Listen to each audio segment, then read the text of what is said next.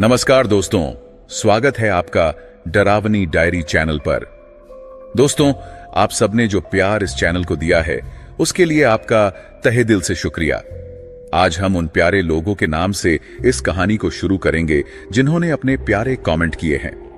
उन सबके के नाम इस तरह है: सुमन निषाद उत्तर प्रदेश से, नदीन अख्तर वेस्ट बंगाल से, पूनम देवी सोनीपत से, निशान लाहौरिया, वासी हैदर, महक सलमानी, मनीष जैन, मोहम्मद हनीफ रहमान, रेनू मुरजानी, राम कुमार पासवान।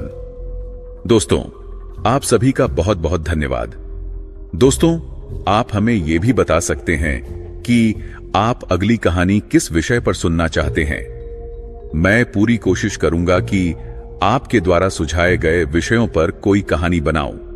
तो चलिए दोस्तों, शुरू करते हैं आज की कहानी।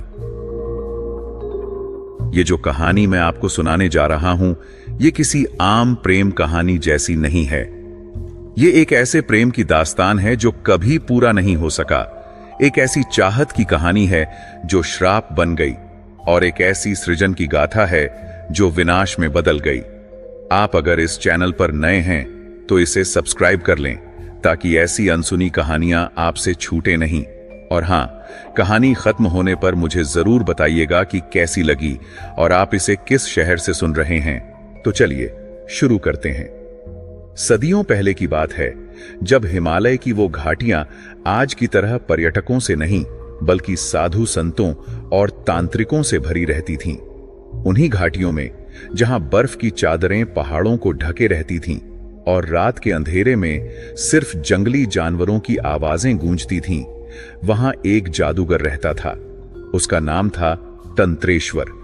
अब आप सोच रहे होंगे कि ये तंत्रेश्वर कोई साधारण साधु या बाबा रहा होगा, है ना? पर नहीं दोस्तों, ये कोई मामूली आदमी नहीं था।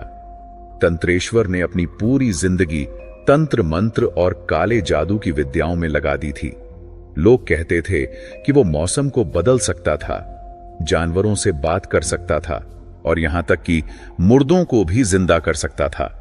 पर इन सब शक्तियों के बावजूद उसके दिल में एक खालीपन था, एक ऐसी तन्हाई जो किसी भी जादू से दूर नहीं हो रही थी। देखिए, ताकत और सिद्धियां तो बहुत कुछ दे सकती हैं, पर इंसान के दिल की वो प्यास, वो तड़प, वो अकेलापन, वो कोई जादू नहीं मिटा सकता। तंत्रेश्वर के पास सब कुछ था, पर किसी का साथ नहीं था। रात के अंधेरे में जब वो अपनी कुटिया में अकेला होता तो उसे लगता कि ये सब शक्तियां किस काम की, जब साथ देने के लिए कोई नहीं। धीरे धीरे उसके मन में एक विचार आया। उसने सोचा, अगर मैं मृत्यु को हरा सकता हूं, प्रकृति को वश में कर सकता हूं, तो क्यों ना अपने लिए एक साथी बना लूं। पर वो कोई साधारण साथी नहीं चाहता था। उसे ऐसी स्त्री चाहिए थी जो पूर्ण हो, जिसमें कोई कमी ना हो, जो उसके मन की हर बात समझे, जो कभी उसे धोखा न दे, और सबसे बड़ी बात, जो कभी मरे नहीं। सोचिए जरा, अगर आप किसी को अपने मन मुताबिक बना सकें तो कैसा होगा? शुरू में तो बहुत अच्छा लगेगा, है ना? पर क्या सच में ऐसा प्यार कहलाएगा? जो चीज हमें दी न जाए बल्कि हमने खुद बनाई हो, क्या उसमें वो एहसास होगा? पर तंत्रेश्वर इन सब सवालों से परे था। उसे बस अपनी मनचाही चीज चाहिए थी।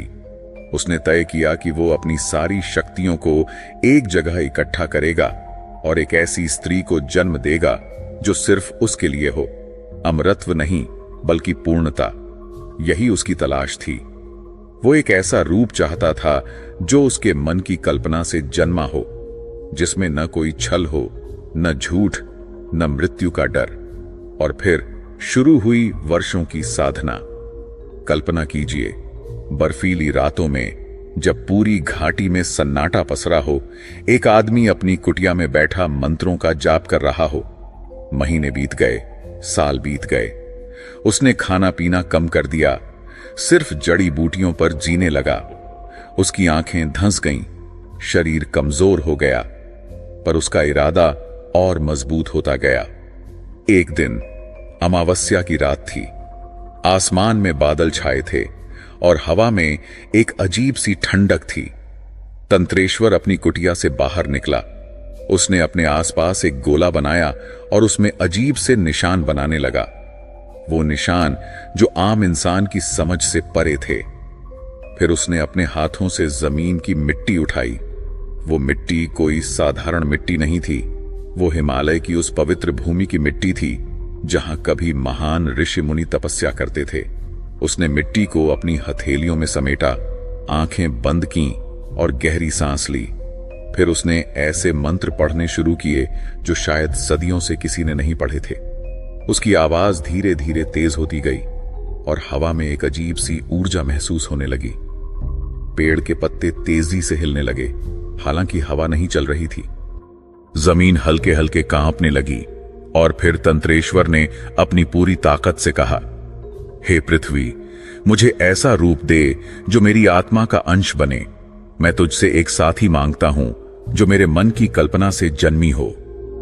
मंत्रों के कंपन से वो मिट्टी जो उसकी हथेलियों में थी कांपने लगी। देखिए, ये कोई फिल्म का सीन नहीं है जहां धुआं उठे और अचानक कोई प्रकट हो जाए। असल में जो हुआ वो और भी अजीब था और डरावना भी। वो मिट्टी धीरे धीरे उसकी हथेलियों से फिसलकर जमीन पर गिरी और वहां एक छोटा सा ढेर बन गई। फिर वो ढेर बढ़ने लगा, आकार लेने लगा। पहले हाथ बने, फिर पैर, फिर शरीर और आखिर में चेहरा। पूरी प्रक्रिया में शायद घंटों लग गए और तंत्रेश्वर वहीं खड़ा बिना पलक झपकाए अपनी सृष्टि को जन्म लेते देख रहा था। और जब वो रूप पूरा बना तो तंत्रेश्वर की सांसें थम गईं। उसके सामने एक ऐसी स्त्री खड़ी थी जो शब्दों में बयान नहीं की जा सकती। उसकी त्वचा ऐसी चमक रही थी जैसे चांदनी रात में चांदी चमकती है। उसके बाल गहरे नीले रंग के थे, ऐसे नीले जैसे रात के आसमान का सबसे गहरा हिस्सा। पर सबसे अजीब और आकर्षक थीं उसकी आंखें। उन आंखों में एक ऐसा खिंचाव था जो अदृश्य था पर महसूस होता था। वो स्त्री धीरे धीरे उठी, अपने आसपास देखा और फिर तंत्रेश्वर की तरफ मुस्कुराई। वो मुस्कान किसी जीवित इंसान की नहीं लग रही थी। उसमें कोई गर्माहट नहीं थी, बस एक खोखलापन था। और फिर उसने बोला। उसकी आवाज ऐसी थी जैसे हवा पत्तियों से बात कर रही हो। मैं हूं मंत्र कन्या, तुम्हारे मंत्रों से जन्मी। तुमने मुझे बुलाया और मैं आ गई। तंत्रेश्वर के चेहरे पर एक अजीब सा भाव आया। वो खुशी और डर के बीच में कहीं था। उसने जो चाहा था वो उसे मिल गया था, पर कहीं ना कहीं उसे लग रहा था कि कुछ तो गड़बड़ है। पर उस वक्त उसने इस एहसास को दबा दिया। उसने सोचा, ये तो मेरी ही रचना है, मुझे क्यों डरना चाहिए। पर दोस्तों, अक्सर हमारी खुद की बनाई हुई चीजें ही हमारे लिए सबसे खतरनाक साबित होती हैं। और तंत्रेश्वर को अभी ये नहीं पता था कि उसने अपने हाथों से अपनी मौत को जन्म दिया है। उस रात मंत्र कन्या कुटिया में घूमती रही, हर चीज को छूती रही, जैसे किसी बच्चे को दुनिया का पहली बार एहसास हो रहा हो।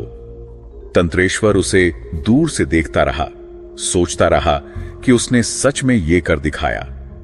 उसने सोचा, अब उसका अकेलापन खत्म हो जाएगा, अब उसके पास कोई है। पर जैसे जैसे रात गहराती गई, उसे कुछ अजीब लगने लगा। मंत्र कन्या की हर हरकत यांत्रिक लग रही थी, जैसे कोई कठपुतली चल रही हो। वो बोल तो रही थी, पर उसकी बातों में कोई भावना नहीं थी। वो मुस्कुरा तो रही थी, पर उसकी मुस्कान में कोई खुशी नहीं थी। और सबसे बड़ी बात, जब तंत्रेश्वर उसके पास जाने लगा तो उसे एक अजीब सी ठंडक महसूस हुई, ऐसी ठंडक जो हड्डियों तक पहुंच जाए। वो रुक गया और उसके मन में पहली बार यह सवाल आया, क्या मैंने सही किया? पर अब तो बहुत देर हो चुकी थी। मंत्र कन्या इस दुनिया में आ चुकी थी और अब उसे वापस भेजना इतना आसान नहीं था। मंत्र कन्या के जन्म के अगले दिन सुबह, जब सूरज की पहली किरण हिमालय की घाटी में उतरी, तंत्रेश्वर अपनी कुटिया में बैठा सोच रहा था। रात भर उसे नींद नहीं आई थी। वो बार बार मंत्र कन्या को देखता रहा, जो कोने में एक मूर्ति की तरह खड़ी थी।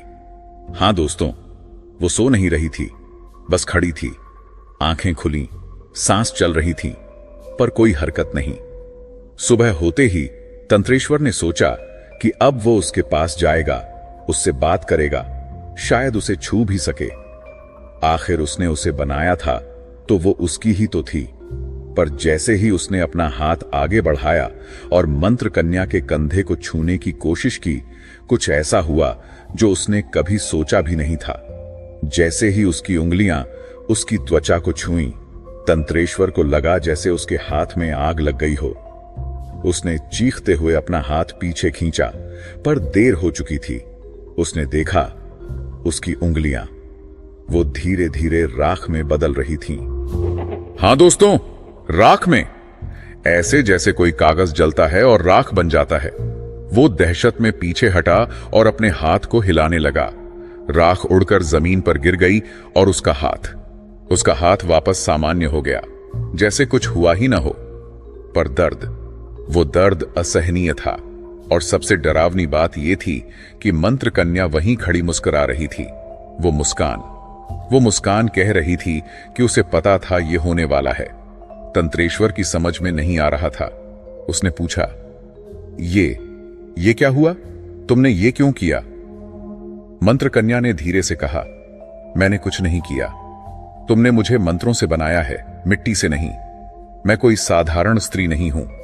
मैं तुम्हारी इच्छा से जन्मी हूं, पर मैं तुम्हारी नहीं हूं। मैं किसी की नहीं हूं। उसकी बातें सुनकर तंत्रेश्वर को पहली बार एहसास हुआ कि उसने कितनी बड़ी गलती की है।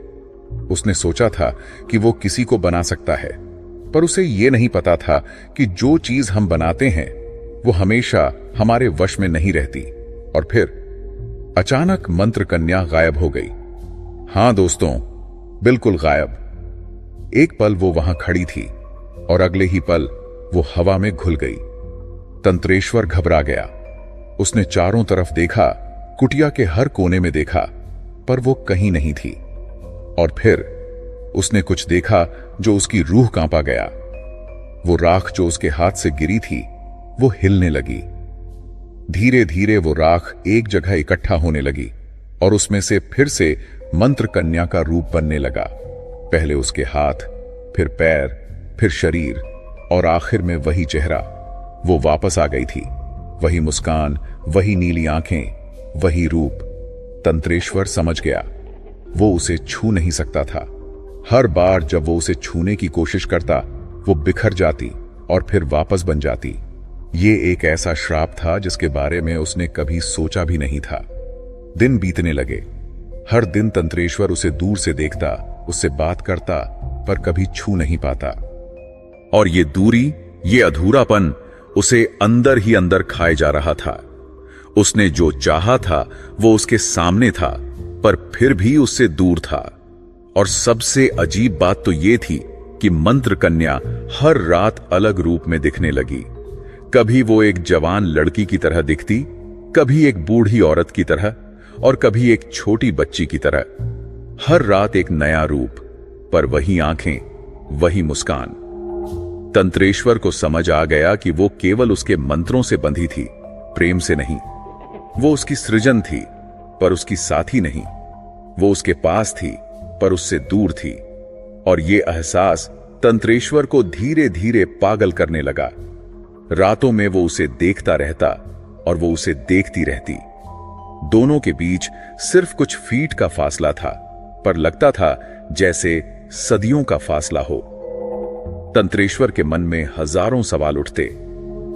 क्यों बनाया मैंने उसे? क्या ये मेरी सजा है? क्या मैं कभी उसे छू पाऊंगा? पर उसका मन उसमें बंध चुका था। वो उसके बिना रह नहीं सकता था, पर उसके पास भी नहीं जा सकता था। ये प्यार नहीं था, ये एक लत थी, एक ऐसी लत जो धीरे धीरे उसे खत्म कर रही थी। और मंत्र कन्या, वो बस मुस्कुराती रहती थी। उस मुस्कान में न खुशी थी न दुख, बस एक खालीपन था। एक ऐसा खालीपन जो किसी भी इंसान में नहीं होता। हफ्ते बीत गए, फिर महीने। तंत्रेश्वर अपनी कुटिया में कैद हो गया था। वो अब बाहर नहीं निकलता था, न किसी से मिलता था। उसकी पूरी दुनिया सिर्फ मंत्र कन्या तक सिमट गई थी। दिन में वो उसे देखता रहता, रात में उसे देखता रहता। कभी कभी वो उससे बातें करता और कभी कभी बस चुपचाप बैठा रहता। और मंत्र कन्या, वो भी वहीं रहती, कभी कुटिया के एक कोने में खड़ी, कभी दूसरे कोने में, कभी खिड़की के पास तो कभी दरवाजे के पास, पर हमेशा तंत्रेश्वर को देखती रहती। वो नजरें, वो नीली आंखें हर वक्त उस पर टिकी रहती। एक रात की बात है, चांदनी रात थी और चांद की रोशनी खिड़की से अंदर आ रही थी। तंत्रेश्वर अपने बिस्तर पर लेटा था, पर नींद उससे कोसों दूर थी। मंत्र कन्या खिड़की के पास खड़ी चांद को देख रही थी। उसकी त्वचा चांदनी में और भी ज्यादा चमक रही थी, ऐसे जैसे वो खुद चांद का एक टुकड़ा हो। तंत्रेश्वर उसे देखता रहा। कितनी खूबसूरत लग रही थी वो, कितनी परफेक्ट। पर फिर भी कुछ तो कमी थी। वो क्या थी? हां, वो जीवंतता, वो गर्माहट, वो एहसास जो एक असली इंसान में होता है। और फिर मंत्र कन्या ने मुड़कर उसकी तरफ देखा। उसने कहा, क्यों देख रहे हो मुझे? तंत्रेश्वर ने कहा, क्योंकि तुम मेरी हो, मैंने तुम्हें बनाया है। मंत्र कन्या हल्के से हंसी। वो हंसी इतनी ठंडी थी कि तंत्रेश्वर के रोंगटे खड़े हो गए। उसने कहा, मैं किसी की नहीं हूं, तुमने मुझे बनाया हो, पर तुमने मुझे बनाते वक्त ये नहीं सोचा कि मेरे मन में क्या होगा, मेरी इच्छा क्या होगी। तुमने सिर्फ अपनी इच्छा के बारे में सोचा। उसकी बात सुनकर तंत्रेश्वर चुप हो गया। वो सच था। उसने कभी ये नहीं सोचा कि जो स्त्री वो बना रहा है उसके अपने सपने होंगे, अपनी इच्छाएं होंगी। उसने सिर्फ अपने अकेलेपन को दूर करने के बारे में सोचा था। मंत्र कन्या धीरे धीरे उसकी तरफ चलने लगी। हर कदम के साथ कमरे का तापमान गिरता जा रहा था। तंत्रेश्वर को अपनी सांसें दिखने लगीं, इतनी ठंड हो गई थी। वो उसके बिस्तर के पास आकर रुक गई और फिर उसने कुछ ऐसा किया जो तंत्रेश्वर ने कभी नहीं सोचा था। वो झुकी और उसके कान के पास फुसफुसाई, क्यों रचाया मुझे, अगर प्रेम नहीं दे सकते? तंत्रेश्वर के मुंह से निकला, मैंने तुझे प्रेम से ही तो बनाया है। मंत्र कन्या ने सिर हिलाया, नहीं, तुमने मुझे अपनी इच्छा से बनाया है, प्रेम से नहीं। प्रेम में त्याग होता है, समर्पण होता है, पर तुमने तो सिर्फ लिया है, दिया कुछ नहीं। तुमने मुझे बनाया पर मुझे जीने का हक नहीं दिया। तुमने मुझे रूप दिया पर आत्मा नहीं दी। तुमने मुझे बनाया पर मुझे छू नहीं सकते। ये कैसा प्रेम है? उसकी हर बात तीर की तरह तंत्रेश्वर के दिल में चुभ रही थी, क्योंकि वो सच थी। हर एक बात सच थी। तंत्रेश्वर ने कहा, तो तुम क्या चाहती हो? मंत्र कन्या ने फिर वही ठंडी मुस्कान दी और कहा, मैं चाहती हूं कि तुम मुझे आजाद कर दो, मुझे इस बंधन से मुक्त कर दो। पर कैसे? मैं तुम्हें कैसे आजाद करूं? तंत्रेश्वर ने पूछा।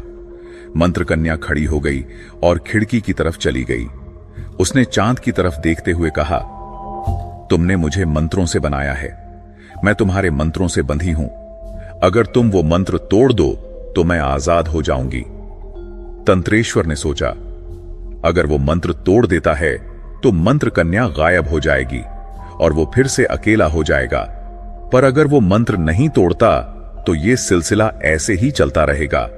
वो उसे देखता रहेगा पर कभी पा नहीं सकेगा। नहीं, तंत्रेश्वर ने कहा, मैं तुम्हें जाने नहीं दे सकता, तुम्हारे बिना मैं नहीं रह सकता। मंत्र कन्या ने मुड़कर उसे देखा। उसकी आंखों में पहली बार कुछ तो दिखा, शायद दुख, शायद गुस्सा या शायद तरस।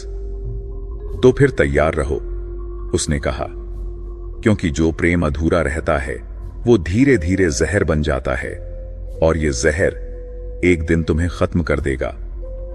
और फिर वो वापस खिड़की की तरफ मुड़ गई। बाकी की रात में उसने एक शब्द नहीं बोला। अगले कुछ दिन और भी अजीब थे। मंत्र कन्या की हरकतें बदलने लगीं। कभी वो एक मूर्ति की तरह घंटों खड़ी रहती, बिल्कुल भी नहीं हिलती, और कभी वो अचानक से जीवंत हो जाती, ऐसे जैसे उसमें जान आ गई हो। वो हंसती, बोलती, घूमती और फिर अचानक फिर से मूर्ति बन जाती। तंत्रेश्वर को समझ नहीं आ रहा था कि क्या हो रहा है। कभी वो उसे एक जीवित इंसान की तरह दिखती और कभी सिर्फ मिट्टी की एक मूर्ति की तरह। एक रात जब तंत्रेश्वर सो रहा था, उसे एक आवाज सुनाई दी।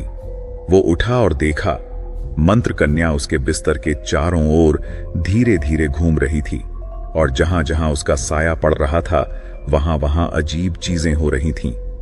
कमरे में रखे फूल जहां उसकी परछाई पड़ी वहां वो राख बन गए। हां दोस्तों, ताजा फूल जो सुबह ही तोड़े गए थे वो एक पल में राख बन गए। तंत्रेश्वर डर गया। उसने पूछा, ये क्या कर रही हो तुम? मंत्र कन्या रुकी नहीं। वो घूमती रही और बोलती रही, मैं अपूर्णता का परिणाम हूं और हर अपूर्ण प्रेम का अंत मृत्यु है। तुमने मुझे अधूरा बनाया तो मैं भी सब कुछ अधूरा करूंगी। तुमने मुझे जीवन दिया पर जीने का हक नहीं दिया तो मैं भी हर जीवन को छीन लूंगी। उसके शब्द सुनकर तंत्रेश्वर की रूह कांप गई। उसे समझ आ गया कि उसने एक ऐसी शक्ति को जन्म दिया है जो अब उसके काबू में नहीं है। और वो मंत्र कन्या, वो अब भी घूम रही थी चारों ओर, धीरे धीरे एक मौत का नृत्य करती हुई। हफ्ते बीतते गए। तंत्रेश्वर की हालत दिन ब दिन खराब होती जा रही थी।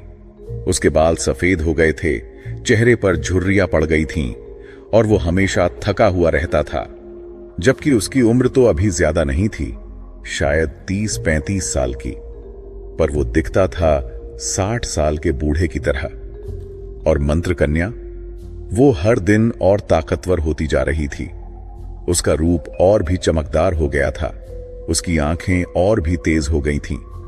ऐसे लग रहा था जैसे वो तंत्रेश्वर की जिंदगी को चूस रही हो और खुद मजबूत होती जा रही हो। तंत्रेश्वर ने कई बार उसे रोकने की कोशिश की। उसने नए मंत्र पढ़े, नई विधियां आजमाई, पर कुछ काम नहीं आया। मंत्र कन्या अब उसके काबू में नहीं थी। वो एक आजाद शक्ति बन चुकी थी। और फिर आई अमावस्या की वो रात जो तंत्रेश्वर की जिंदगी की आखिरी रात साबित होने वाली थी। अमावस्या की रात, जब आसमान में चांद नहीं होता, जब अंधेरा सबसे गहरा होता है, तब काले जादू की शक्तियां सबसे ज्यादा मजबूत होती हैं। तंत्रेश्वर को यह पता था। उसे यह भी पता था कि आज की रात मंत्र कन्या कुछ करने वाली है।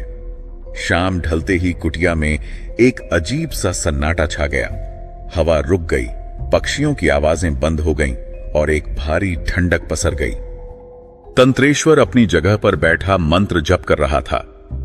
उसने अपने चारों ओर एक सुरक्षा चक्र बनाया था, ऐसी रेखाएं जो बुरी शक्तियों को दूर रखती हैं।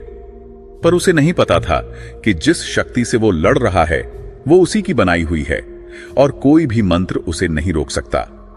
रात गहराने लगी और तब मंत्र कन्या प्रकट हुई, पर इस बार वो अलग थी।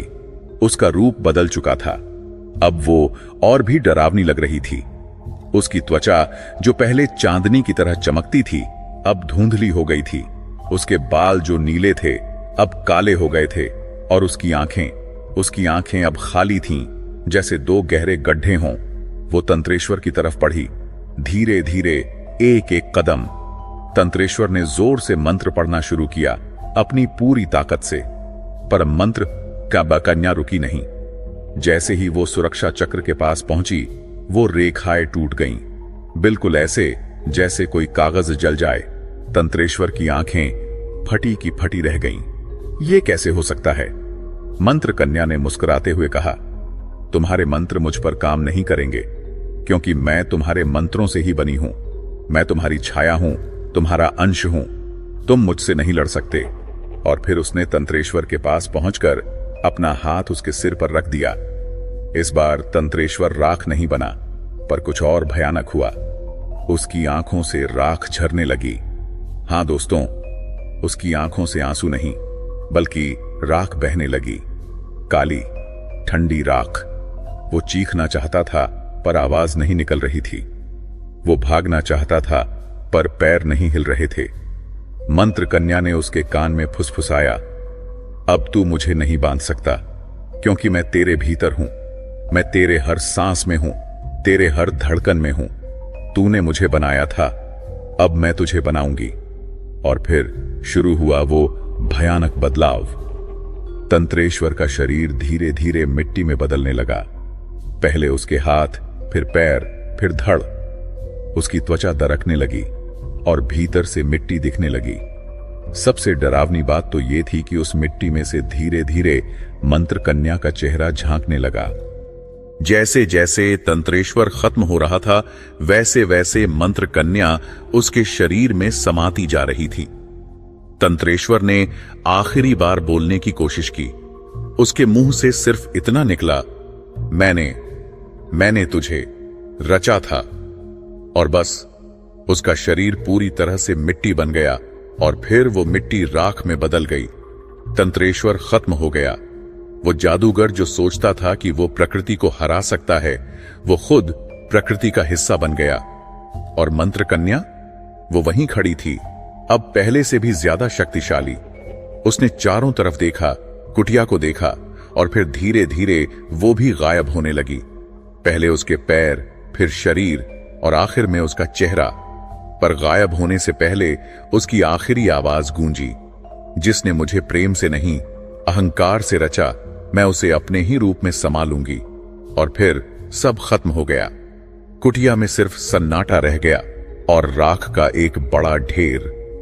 अगली सुबह जब सूरज की पहली किरण हिमालय की उस घाटी में पहुंची, तो गांव के कुछ लोगों ने देखा कि तंत्रेश्वर की कुटिया से धुआं नहीं उठ रहा है। आमतौर पर वो सुबह सुबह हवन किया करता था और उसका धुआं दूर से दिखता था, पर आज कुछ अलग था। कुछ बुजुर्ग ग्रामीणों ने सोचा कि चलो देख आते हैं। वो लोग पहाड़ी पर चढ़े और जब उस कुटिया के पास पहुंचे तो जो देखा वो उनकी समझ से परे था। पूरी कुटिया, अंदर बाहर, सब कुछ राख से ढका हुआ था। दीवारें, फर्श, छत, हर जगह काली राख की मोटी परत थी। ऐसा लग रहा था जैसे कोई बड़ा हवन हुआ हो, पर आग के कोई निशान नहीं थे। न कुछ जला था, न कहीं से धुआं आ रहा था। बस राख, हर जगह राख। और बीच में, उस राख के ढेर के बीच में एक मूर्ति खड़ी थी। एक अजीब सी मूर्ति, आधी पुरुष की तरह, आधी स्त्री की तरह। एक तरफ तंत्रेश्वर का चेहरा, दूसरी तरफ मंत्र कन्या का चेहरा। एक शरीर में दो रूप। गांव के लोग डर गए। उन्हें समझ नहीं आया कि ये क्या है। कुछ ने कहा कि ये कोई देवता की मूर्ति है, कुछ ने कहा कि ये कोई श्राप है, पर सभी एक बात पर सहमत थे, ये जगह शापित है। उन्होंने फैसला किया कि इस कुटिया को छोड़ दिया जाए। किसी ने उस मूर्ति को हटाने की हिम्मत नहीं की।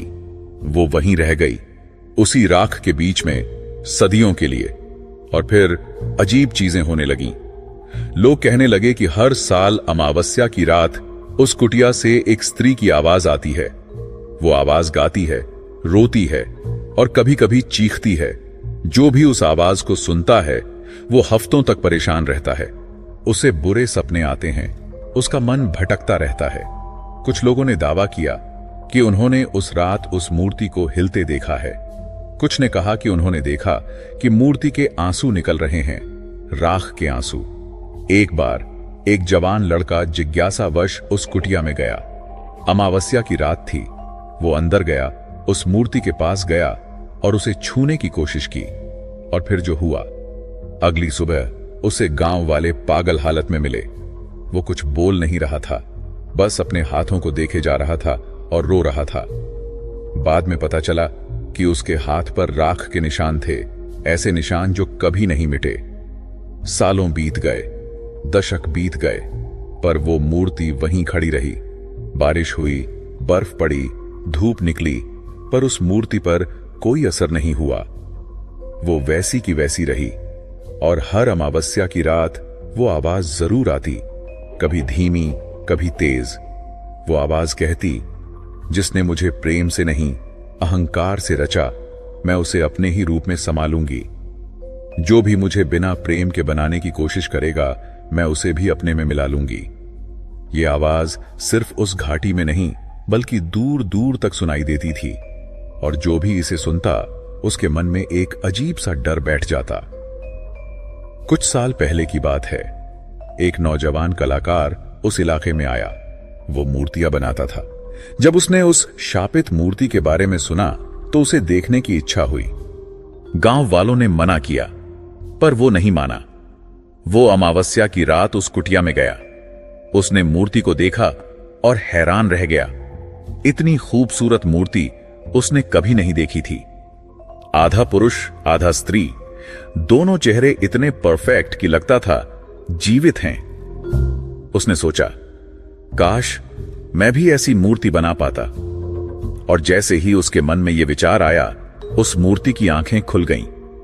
हां दोस्तों, उस पत्थर की मूर्ति की आंखें खुल गईं और फिर उस मूर्ति से वो आवाज आई, तू भी बनाना चाहता है, तू भी रचना चाहता है बिना प्रेम के, तो आ, मैं तुझे सिखाती हूं। कलाकार भागने लगा। वो जितनी तेजी से भाग सकता था भागा, पर उसे लगा जैसे कोई उसका पीछा कर रहा है। वो आवाज, वो ठंडी हंसी हर जगह गूंज रही थी। वो किसी तरह गांव पहुंचा। उसका चेहरा सफेद हो गया था, पूरा शरीर कांप रहा था। गांव वालों ने उसे समझाया, पानी पिलाया। अगली सुबह वो वहां से भाग गया और फिर कभी वापस नहीं आया। पर कहानी यहीं खत्म नहीं हुई। उस कलाकार की जिंदगी बदल गई। जब भी वो कोई मूर्ति बनाने बैठता, उसे वो आवाज सुनाई देती। जब भी वो कुछ रचने की कोशिश करता, उसके हाथ कांपने लगते। धीरे धीरे उसने मूर्तिकला छोड़ दी। आज वो कहीं दूर रहता है, अपनी कला से दूर। अब आप सोच रहे होंगे कि ये सब सच है या बस एक कहानी। दोस्तों, कुछ कहानियां ऐसी होती हैं जिनकी सच्चाई को परखने की जरूरत नहीं होती, क्योंकि उनका सबक ही असली सच होता है। और मंत्र कन्या का सबक क्या है? ये कि कुछ चीजें प्रेम से बनती हैं, जादू से नहीं। कुछ चीजें दिल से आती हैं, दिमाग से नहीं। और जो भी अहंकार में आकर सिर्फ अपनी इच्छा की पूर्ति के लिए बिना प्रेम के कुछ रचने की कोशिश करता है, उसका अंजाम भयानक होता है। लोग कहते हैं कि मंत्र कन्या अब भी उस घाटी में कहीं है। हर युग में, हर समय में वो किसी न किसी रूप में जन्म लेती है। कभी किसी के सपने में, कभी किसी की कल्पना में, कभी किसी के डर में।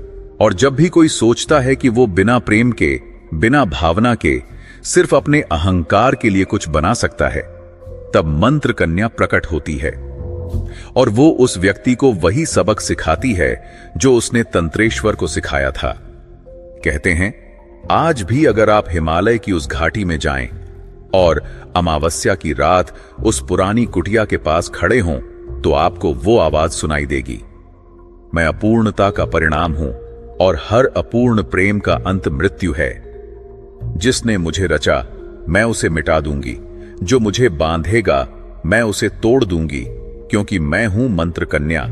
मैं हर युग में जन्म लूंगी और हर अहंकारी को सबक सिखाऊंगी। और वो मूर्ति, वो आज भी वहां खड़ी है। आधी तंत्रेश्वर, आधी मंत्र कन्या, दोनों एक ही शरीर में कैद सदियों तक। एक ऐसा शाप जो कभी खत्म नहीं होगा। कुछ लोग कहते हैं कि जब तक दुनिया में अहंकार है, जब तक लोग बिना प्रेम के रचने की कोशिश करेंगे, तब तक मंत्र कन्या का शाप जिंदा रहेगा। और हर बार, हर युग में जब कोई गलती करेगा, वो फिर से प्रकट होगी। तो दोस्तों, ये थी मंत्र कन्या की कहानी। एक ऐसे प्रेम की कहानी जो कभी पूरा नहीं हो सका। एक ऐसी रचना की कहानी जो रचयिता के लिए मौत बन गई। एक ऐसे अहंकार की कहानी जिसने खुद को ही खत्म कर दिया। अगर आपको यह कहानी पसंद आई हो तो कमेंट में जरूर बताइएगा। और हां, अपने शहर का नाम भी लिखिएगा ताकि मुझे पता चले कि यह कहानी कहां कहां पहुंच रही है। इस कहानी से हमें क्या सीख मिलती है? ये कि जीवन में कुछ भी पाने के लिए सिर्फ शक्ति या जादू काफी नहीं है। प्रेम, भावना और समर्पण, ये तीनों चीजें जरूरी हैं। अगर आप किसी को अपना बनाना चाहते हैं तो पहले उससे प्यार कीजिए। अगर आप कुछ रचना चाहते हैं तो पहले उसमें अपना दिल लगाइए, क्योंकि जो चीज दिल से नहीं बनती वो कभी पूरी नहीं होती। और जो प्रेम अधूरा रह जाता है वो सबसे बड़ा शाप बन जाता है। याद रखिए, हर रचना में रचयिता का दिल होना चाहिए, नहीं तो वो रचना रचयिता को ही खत्म कर देती है। तो मिलते हैं अगली कहानी में, एक नए रहस्य के साथ, एक नए डर के साथ। तब तक के लिए खुद का और अपनों का ख्याल रखिएगा। और हां, अगली बार जब भी आप कुछ बनाएं, कुछ रचें, तो उसमें अपना प्यार जरूर डालिएगा। नहीं तो मंत्र कन्या आपके सपनों में भी आ सकती है। धन्यवाद दोस्तों, नमस्कार।